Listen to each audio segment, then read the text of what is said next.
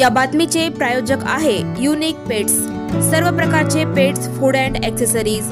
आमचा पत्ता KMC complex कमरुनिसा college समोर, सिद्धेश्वर पेठ, सोलापूर। 9 वर्षाच्या मुलाच्या गळ्याला चाकू लावून शुक्रवारी मध्यरात्री घरफोडी केल्या प्रकरणातील आरोपींचा शोध रविवारीही सुरू होता। पोलिसांची एकूण 4 पथके रवाना झाली असून त्यांचा सीसीटीव्ही आधारे तपास सुरू असल्याची माहिती सूत्रांनी दिली।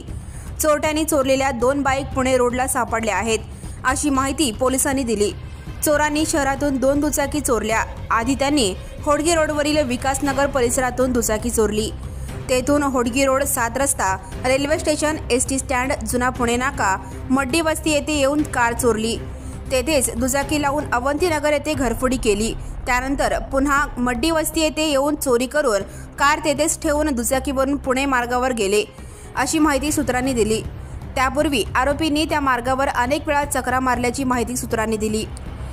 दरम्यान शुक्रवारी मध्यरात्री 2च्या सुमारास चोरांनी अवंतीनगर भागात साखर झोपेत असलेल्या 2 घरात जबरदस्तीने घुसून सोन्याचे दागिने आणि रोख रक्कम नेली। त्यानंतर चोरांनी आपला मोर्चा पुणे रोडवरील पंधे अपार्टमेंटकडे वळवला। तेथील 2 बंद घरे फोडली। ती कार डीमार्ट परिसरातील एका मोकळ्या जागी सोडून पळून गेले। Subscribe now and press the bell icon. Never miss an